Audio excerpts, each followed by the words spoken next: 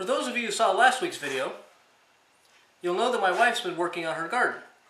On Mother's Day, after I made breakfast for my wife and for my boys, because I'm an awesome father and husband, my wife noticed it was getting windy outside. Checked my phone, and we're getting gusts of 35 to 40 miles an hour, and a lot of her plants were actually getting lifted up and flapping in the wind like this.